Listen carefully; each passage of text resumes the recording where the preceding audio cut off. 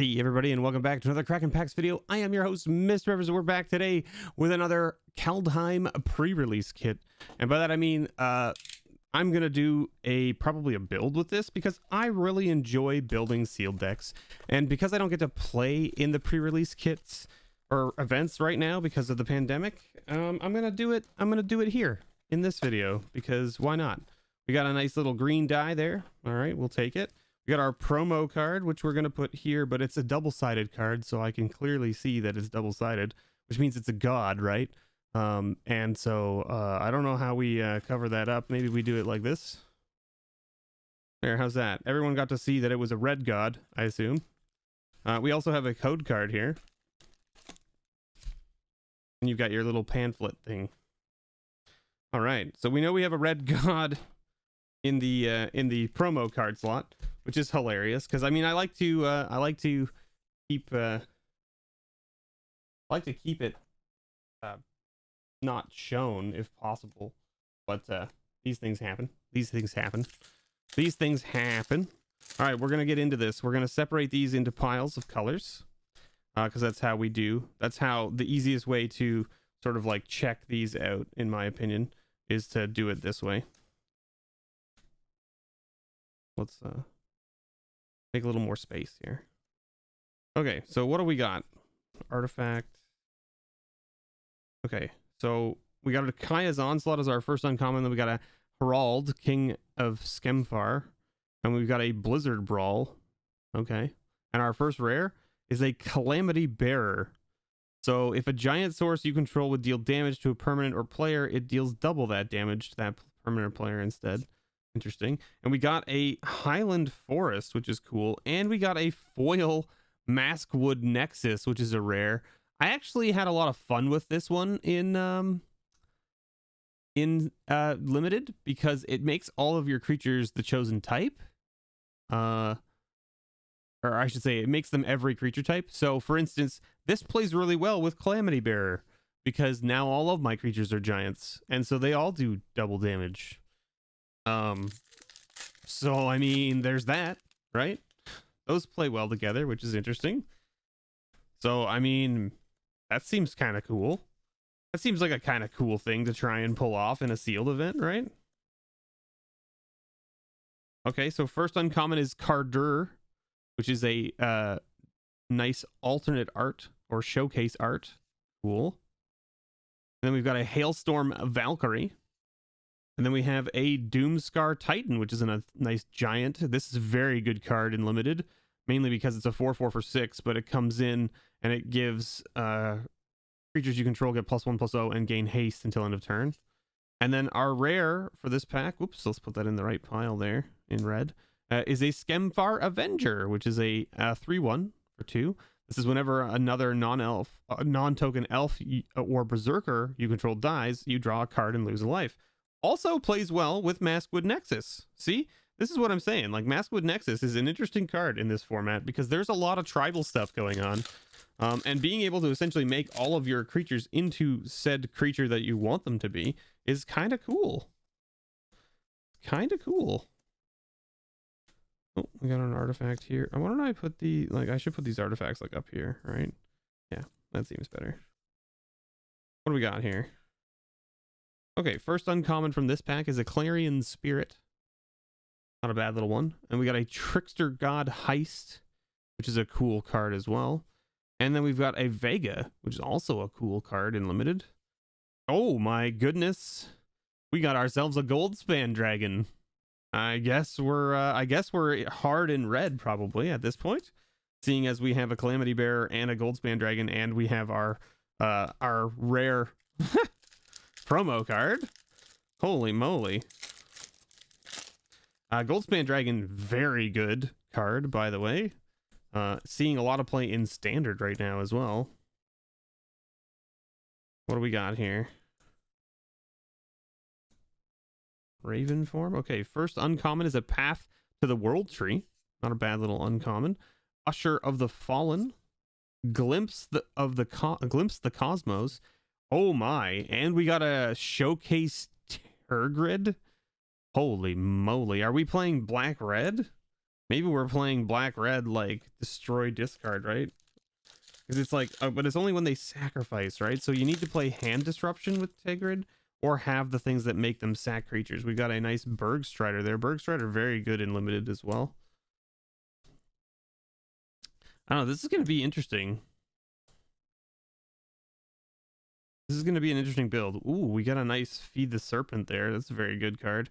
Okay, so we've got a Frostpire Arcanist. Oh, we got a Showcase Border Narfi, Betrayer King. Very cool. We got a Spirit of the Alderguard. Holy cannoli, Batman. We got an extended board or borderless Tyvar Kell. Okay. Okay. Cool. This kit has been just a little bit bonkers. This kit's been just a little bit bonkers. All right. I mean, I'm okay. Sometimes you just don't know how it's gonna end up. We got a Axguard Armory. We got a Fearless Liberator. And we got a 3 Seasons, or the 3 Seasons. And our rare, oh my gosh, we got Toski. Yeah, Bearer of Secrets. So I would like a Showcase border card of this for my Muldrotha Squirrel deck, but I will take a regular copy to put in there for the time being. So I'm guessing we're playing Jund? Does that sound right? I'm guessing we're playing Jund, right? Because our yeah, we got Bergi, God of Storytelling, which is so whenever you cast a spell, add red until end of turn. You don't lose this mana as steps and phases, and creatures you control can boast twice during each of your turns rather than once. But the thing on the back is discard a card, exile the top 2 cards of your library. You may play those cards this turn. So I know that this horn plays really well with Vega. One of our longtime viewers, Kyra, was mentioning it in the patron Discord. So like our red is looking pretty lackluster though, like from the pile, right? Like this is fine-ish. It's fine-ish. It's not amazing. This is kind of mediocre.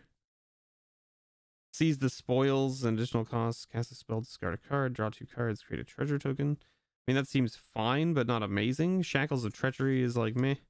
Demon's Bolt is very good. Cavalry is like mediocre. Dwarven Reinforcements is fine. This guy is a 3/2 haster for 3, which is fine. Doomscar is very good. Smashing Success, meh. Fearless Pup is meh. Vault Robber, exile a creature card from your graveyard, create a treasure token. Interesting. Well, with the dragon, the treasures do more, right? Hagi Mob is fine. Okay, so like our red is like mediocre-ish, right? How's our green looking? No. Yes. It's a maybe. Yes. Maybe. I actually quite like this card. It's a very good removal spell, especially in the right deck. Mill 3 cards, return a land or elf card from your graveyard. Broken Wings, Blizzard Brawl's fine. Spider is fine. Okay, so like I mean, our green is like mediocre as well. Like it's not amazing. And our black, yes, mediocre. This is fine as a filler in the 2-drop. This is very good. This is very good. This is good. This is good. This is good. Okay, so like I mean, our black. I think our black, red, green is the way we want to be going here. So we don't get to play that. We don't get to play that. We don't get to play that. We don't get to play that. We do get to play these if we want. Enters battlefield until your next turn. Creatures your opponents control attack each combat if able. And attack a player other than you if able. Whenever an attacking creature dies, each opponent loses a life and you gain a life. Menace, blah, blah, blah. Okay. Interesting. Yeah, I mean, I think we end up going... I mean, like, we can't not play... And this is the thing, too, right? Is like, Tyvar makes our elves better, right? Which means that, like, these guys are better, right? These three are all better because Tyvar. Put a 1/1 counter on target on creature. On target elf, right? Untap it. It gains death touch. Yeah. And it makes elf tokens. Now, to mention, Turgid doesn't actually do anything. Like, we don't get to take cards from them because we have no way to make them sacrifice and no way to make them discard. We have no discard mechanic and we have no sacrifice mechanic. So, like, Turgid would actually end up being this, just so that we can make it basically make them sack things or discard cards, right? So, like, and the Lantern's still really good, let's be honest. The Lantern is still very good. But yeah, I mean, like, we definitely, if we go Jund, we get to play all our rares, including our promo. Seems good. That seems good. And then, like, in our land slots, right, we got Snow-Covered Forest. We got Snow-Covered Forest. We got a Highland Forest. So we have 3 snowlands minimum. We can play the Alpine Meadow if we want, just as another snowland. But then, of course, like, we have the whatchamacallit. It's in here, right? We got the Path to the World Tree, which lets us go and get our other color if we want. So we do have at least a fixing.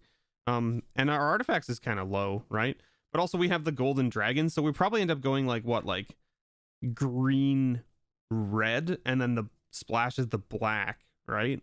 That's my guess. The splash is probably the black. And it would be probably just like for the removal spells and like a few of the other things. That's probably where I would go with it. Let me know what you think below in the comments. Where would you end up with this? I mean, we didn't really look at the blue.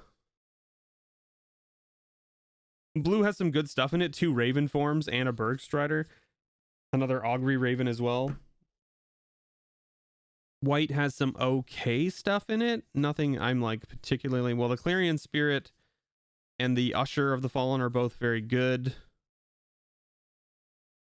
There doesn't seem to be anything particularly amazing in white. Let's be honest. And I mean, the only issue I think with not playing blue is that we don't get to play like the Trickster God and Narfi. Like, Narfi and Trickster God's Heist are both very good cards. But again, our fixing isn't like particularly amazing for like going like blue black or going blue anything, because we literally have no blue double color cards, right? Our only double color lands are red and something, red, green, red, white. We have nothing. No, we have no fixing in blue at all. We have a single fixing card in green. So like if we went blue green and like we're like, okay, let's go blue green, let's go teamer, blue green red, right? So we lose it on the black, which is probably not that bad. Losing it on the black is probably not that bad, because like Turgid and Skemfar are like, they're good, but like they don't need to be, right? Although Skemfar works really well with Tyvar, I guess, right? Because it's an elf as well, and it's whenever a non-token elf or Berserker dies. Yeah, fair. All right. Right, and we have a bunch of Berserkers here, right? We've got 1, 2, 3, 4. We have 4 Berserkers in red that we're playing. Yeah, all right. And then in black we had what? 1, 2. We could technically do 3, 4. We have 4 Berserkers in black. Okay, so we do have a good Berserker deck as well build. So like Skemfar is not bad because it's gonna draw us cards. Oh, and we have the Kardur as well, which is a Berserker. And then Herald is a nice one because it's elves. So like, yeah, this is very good. This is a very good pool. I think we could do very well with this pile of stuff. There's not a lot of removal per se. Like our control's a little lackluster. Like we only have what? A Demon Bolt, 1 Exile effect in black, and a Wither Crown, right? We have 1 Feed the Serpent and 1 Wither Crown. So like, and then in our green we only had 1 fight card, right? And it was the Blizzard Brawl, right? So like, our removal is not the best, but it's still not terrible. still pretty good, I have to say. I would have to say it's pretty good. Anyway, thank you so much, everyone, for watching. I have been your host, MrBevers. This has been a little pre-release kit opening and build. I hope you enjoyed it. Thanks for watching, and as always, may your pulls ever be better.